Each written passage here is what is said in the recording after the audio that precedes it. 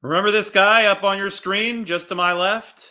That's Deebo Samuel. And Deebo Samuel is expected to be at the 49ers veteran minicamp today, according to the NFL Network's Ian Rappaport. Hence, the very early morning video. It's not even 7 a.m. on the West Coast, but I got ready.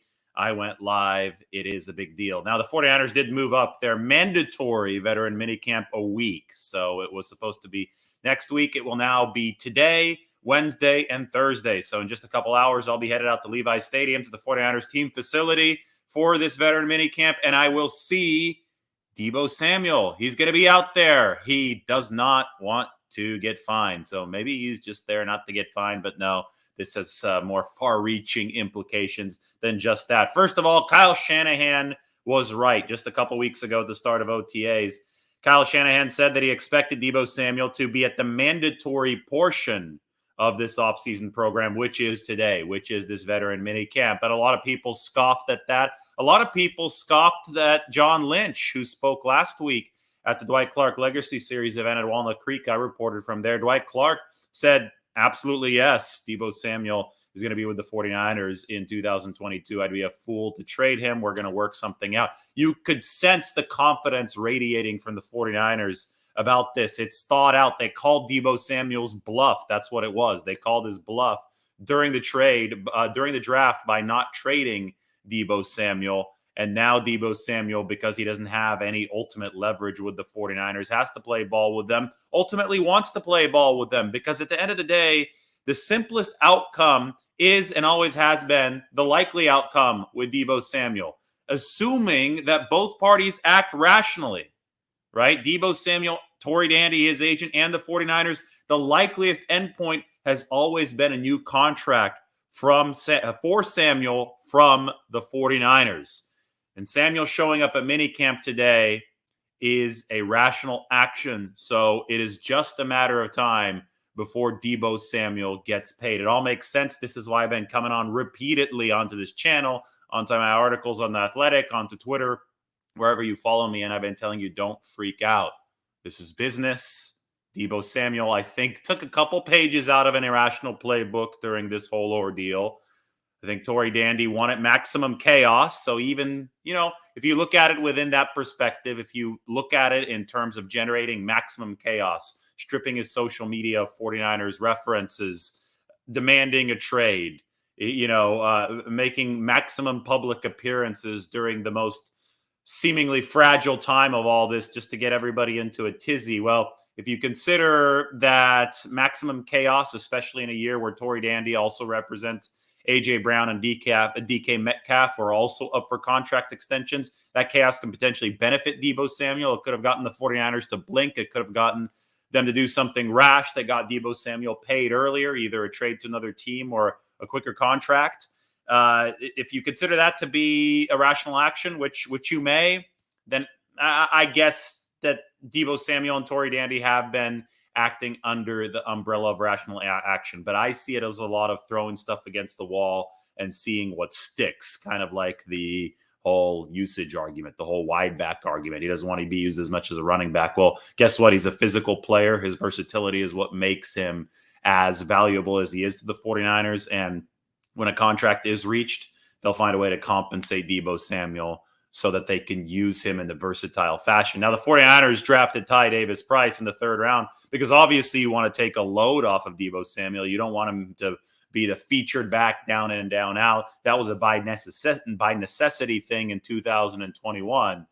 But versatility is still the name of the game for Deebo Samuel. He's not going to turn into a finesse outside receiver who doesn't take carries, especially if he gets paid. If he gets paid, the 49ers want defenses on their toes. They want defenses to not know how to line up. Deebo can be in the backfield on one play. Deebo can be outside on the other play. Deebo can be in the slot here. He can take a handoff here. He can go deep here. I mean, that is the glory and the real trump card of Kyle Shanahan's offense is that positional versatility. We call them positionless skill positions. Well, Deebo Samuel exemplifies a lot of what Kyle Shanahan wants out of the most efficient offense possible. So Deebo Samuel would have been subject to fines if he didn't attend this mini camp. So there's obviously rational financial incentive for him to come.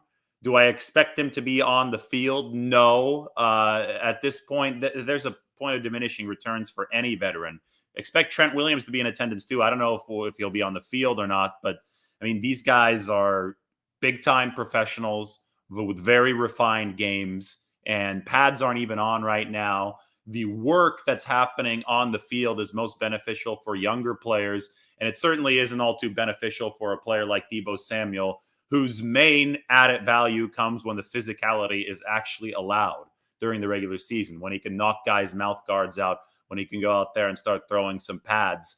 The most that you could do right now during OTAs is hurt yourself. Non-contact kind of injury for a guy like Deebo Samuel, right? So I think it's beneficial for the 49ers to have him in there in the meeting room with Trey Lance. So you're developing that chemistry. I talked about this before. Of course, during such an important offseason for Trey Lance, you want Deebo Samuel in the building so you can be developing whatever, cohesion you can while this goes. But as far as being on the field, I would doubt that today. And I don't think the 49ers are missing out much from that very fact. In fact, Deebo Samuel's a player you probably would want to really limit his activity on the field, even if he was partaking in those activities. But we'll keep our eye on it, and we'll keep everything in context. And some important context is that Deebo Samuel would be subject to fines if he didn't show up today. The 49ers offseason seems firmly on track. And there's one more little piece. This came yesterday.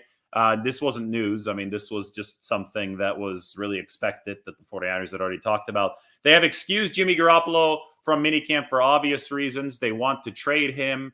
He's still rehabbing from shoulder surgery. He's expected to be healthy in about a month. So he's going to continue that rehab down in LA. So you can expect guys like Trent Williams. You can expect Deebo Samuel, but Jimmy Garoppolo has been excused. There really is no reason for him to be in the 49ers facility right now. So that's why the offseason seems firmly on track for the 49ers at this moment. Today, this morning, check out my piece on Jason Poe in The Athletic. I'm going to go ahead and put this link into the chat section. This is the 49ers rookie offensive lineman, technically offensive lineman, but Jason Poe's a bowling ball. I'm going to make a separate video on him, but outside of Jason Poe, the shortest 49ers offensive lineman is 6'4". Poe is 6'1". So this guy is not the tallest, longest offensive lineman by a long shot. But he would have been the second fastest O-lineman by 40 time at this year's NFL Combine. And his athleticism is off the charts, 90th percentile in a lot of stuff. I've played videos of Jason Poe before, especially the one that he stuck up there on his Twitter page right after the draft when he was looking to get signed by an NFL team. And the 49ers ultimately signed him. And I got some video of Jason Poe at 49ers practice that I can make a little bit bigger here for you. This is from last week. He's number 62. You can tell he's much shorter than the rest of the 49ers offensive linemen, but he is tremendously strong. He's a cannonball. That's how Chris Furster described him. And if you go into Jason Poe's background and talk to his former college coach at two separate programs, by the way, at Lenore Ryan and then at Mercer, and then you talk to some of the 49ers assistants, you get the sense that there might be a little bit of a fight for this guy in different position rooms by the time that the 53-man roster countdown comes. But just look at that body. He's solidly built. And he's played fullback before. He played fullback at Hutchinson Community College in Kansas back in 2017. So there might be some utility for Jason Poe on this roster, even if it isn't strictly at the offensive line, even though that's the group that he's working with now. A lot of people have had questions about this guy just because of the intriguing body type, just because of the fact that he can run pass patterns at, that weight, at that 300-pound weight.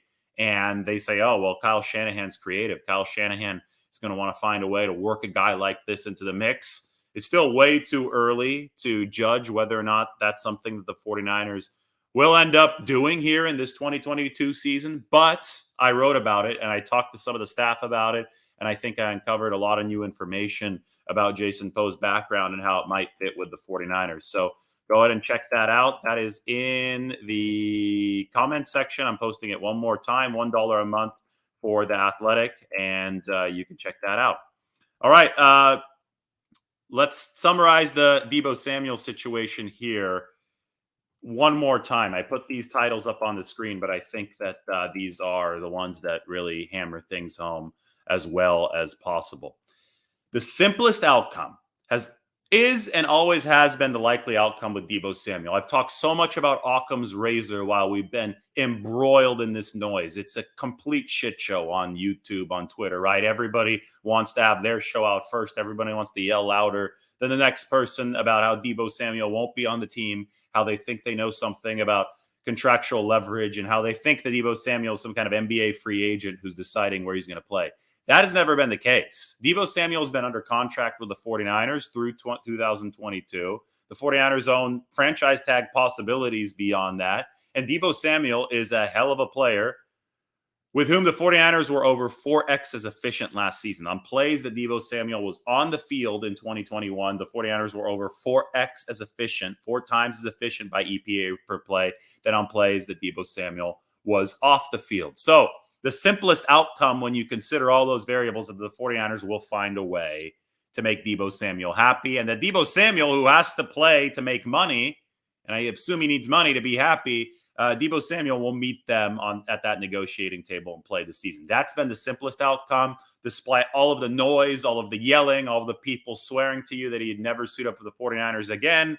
Well, sorry, the simplest outcome, if you use logic, has always been the likely outcome. So if we assume rational actions from both parties, from the 49ers and from Deebo Samuel, if we assume that the 49ers behave as if Deebo Samuel makes them over 4x as efficient, and Deebo Samuel behaves as if he needs money this season, which I think everybody wants to get paid, well, then that means that both sides would almost certainly resolve their differences, come together, shake hands, and say, how can we work this out? The likeliest endpoint has always been a new contract for Deebo Samuel, for the 49ers, assuming rational action. And what is today's event? The likely reporting to minicamp, as was just reported by the NFL Network's Ian Rappaport. Well, Samuel showing up at minicamp is a rational action. So we've been assuming rational actions when we're saying, don't freak out, Deebo Samuel will likely find a deal. Well, today he just showed a rational action.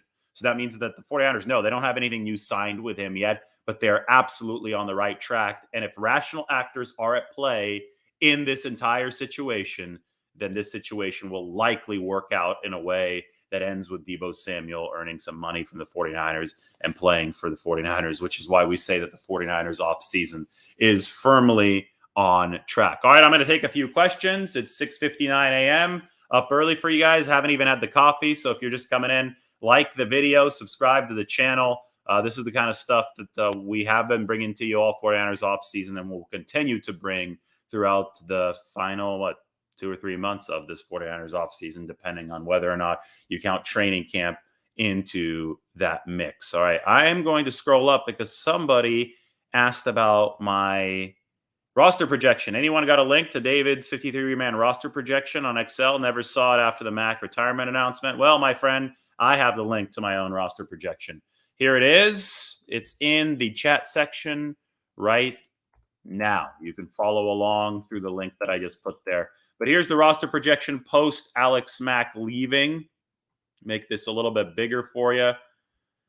And you could check out the offensive line is right there. I have Jake Brendel as the odds-on favorite to start for the 49ers at center. So Trent Williams, Aaron Banks, Jake Brendel, Daniel Brunskill, and Mike McGlinchey left to right. Jake Brendel, one of the quickest offensive linemen at the Combine in recent memory back in 2016 with his 20-yard shuttle.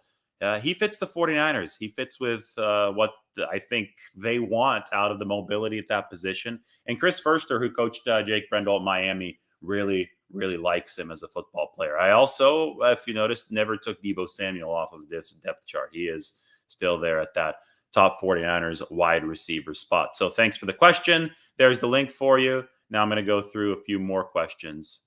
So let's see. Pierce Birch. I mean, did we all not think this was going to happen? I thought it was going to happen, but I think that a lot of other commentary didn't think that it was going to happen. We could just put it that way. So Kyle Shanahan ultimately in this situation with Deebo Samuel was right. And this is a lesson for the people who are always saying, I'm never going to believe anything that Kyle Shanahan or John Lynch say. Kyle Shanahan and John Lynch are remarkably transparent. They might be the most remarkably transparent duo at the top of a NFL brass in the entire league, right? I mean, just because they have to obfuscate some things, maybe 2% of things at most, doesn't mean that they're not transparent. So the easiest and most effective way to get a gauge and a pulse on what the 49ers are doing has always been to listen to Kyle Shanahan and John Lynch, and listen with a critical and open mind, listen with a mind that analyzes what they're saying, reads the tea leaves. But if you do that in a smart way, you would have known that Jimmy Garoppolo was going to be the starter last year. You would have known they were going to draft Trey Lance last year. You would have known that Trey Lance wasn't going to take over just like that for Jimmy Garoppolo after that happened, right? And you would have known that they were very confident in re-signing Deebo Samuel and just quelling that entire situation this offseason. So it's just another lesson that to follow the pulse of this team, you just have to know what leadership is saying and know what the vibe coming out of the building is, right? And that's the goal of my reporting of this channel, to know what the vibe coming out of the building is, because there's certainly a whole lot of incorrect vibe coming out of YouTube and social media and all other places. David, will Bosa be in attendance today? That's a very good question, and it's one that I don't have an answer to, but it's why you should subscribe to the channel as you walk in, because I'm going to head out to the facility in a little bit, and I'll find out if Nick Bosa is there or not, because he obviously needs a contract as well. Dynamite Dave. Hey, David, when can Jimmy throw? I'm waiting for the 49ers to release him. There's no point to release him right now because they would owe him injury guaranteed money. He'll be able to throw in late June, early July. So we're about a month away from perhaps another inflection point in that Jimmy Garoppolo saga.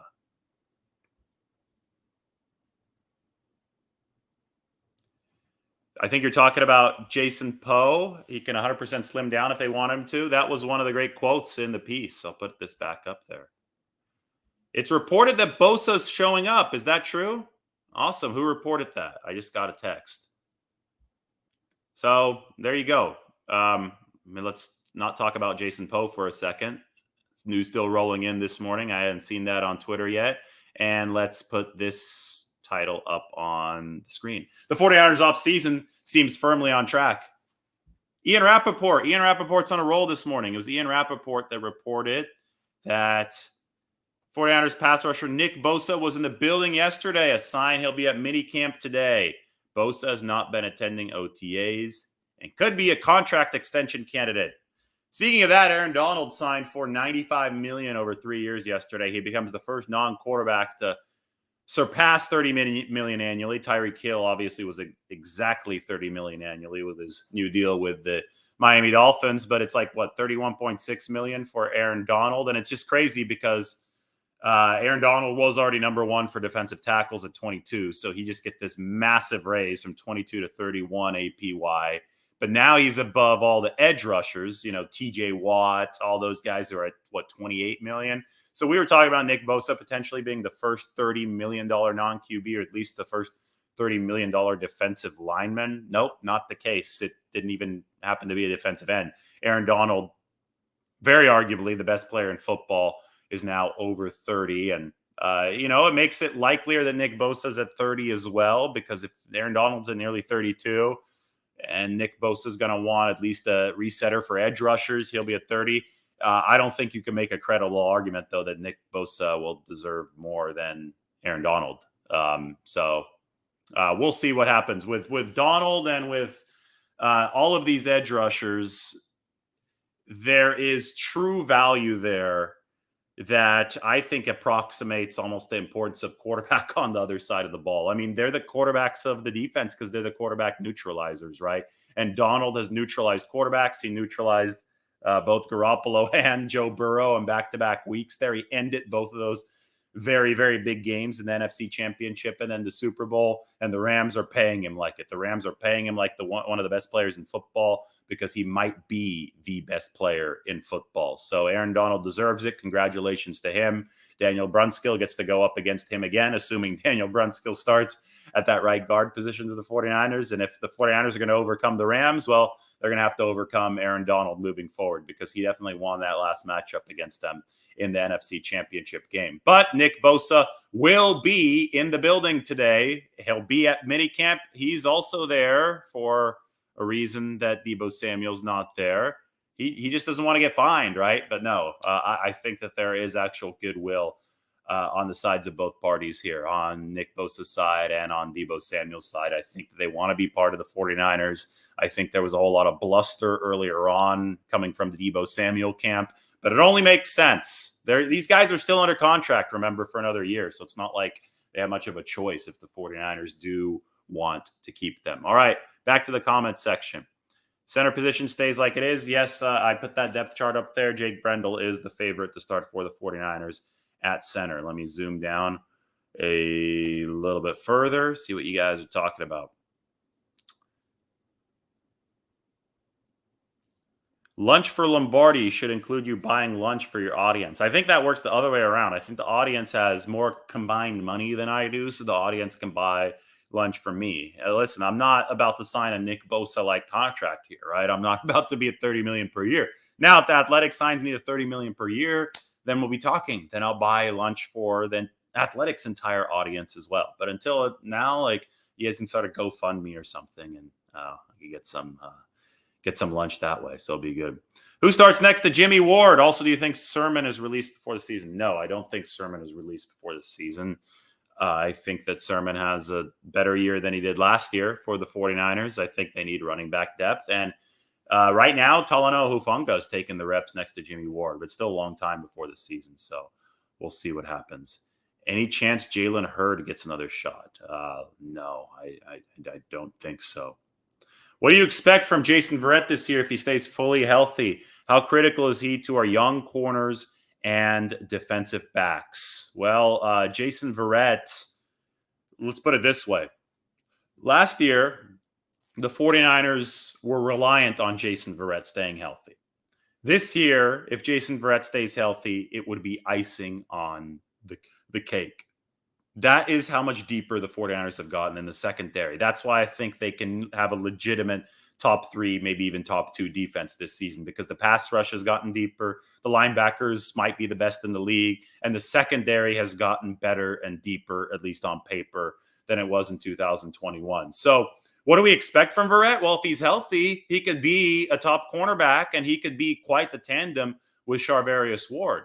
If he's not healthy, well, then you're just at the same spot that you were before you signed him, and that is you have an improved secondary. But if he's healthy, well, boy, you could have a seismic secondary if you're the 49ers that pairs well with that pass rush. As far as I think the 49ers signed Verrett because he was so good with the young guys last year after he got hurt. So even if he somehow doesn't return to health and doesn't, grab the starting spot opposite Charvarius Ward, I think that he's going to be a benefit in the building for the 49ers with some of those young cornerbacks. Why not have Jason Verrett in there? He acquitted himself really well on that level last season. Where are so many getting the idea that the 49ers didn't want to pay Deebo? When negotiating, you don't start high and try to get lower. You guys must suck at Monopoly.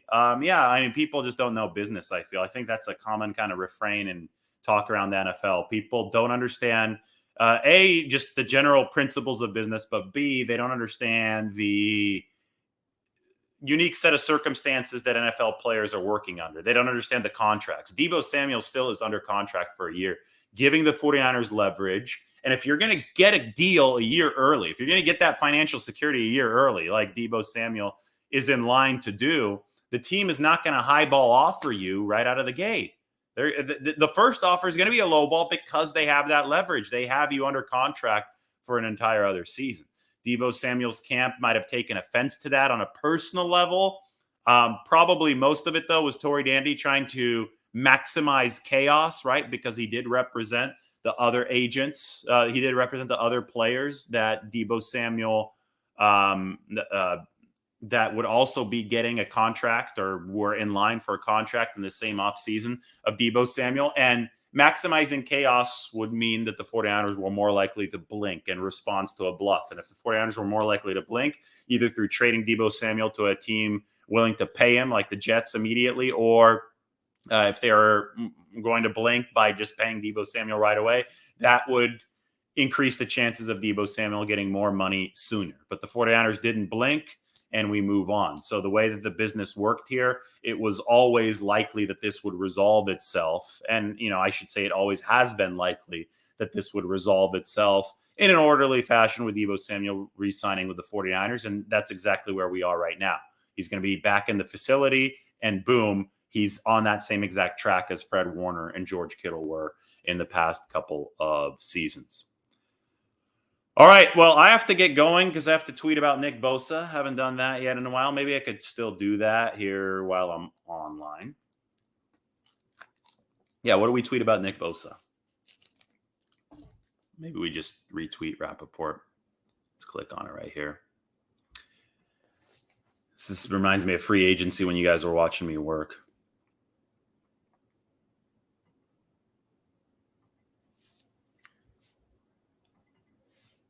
No problems in the 49ers building, though.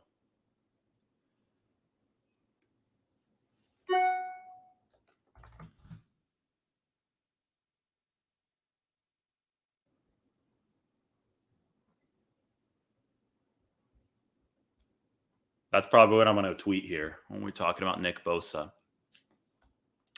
There has been an obvious undercurrent of optimism, and there's been an obvious undercurrent of optimism regarding potential contract extensions for both Nick Bosa and Deebo Samuel with the 49ers. And both will be in the building for minicamp. SF's off seasons seems to be cruising along.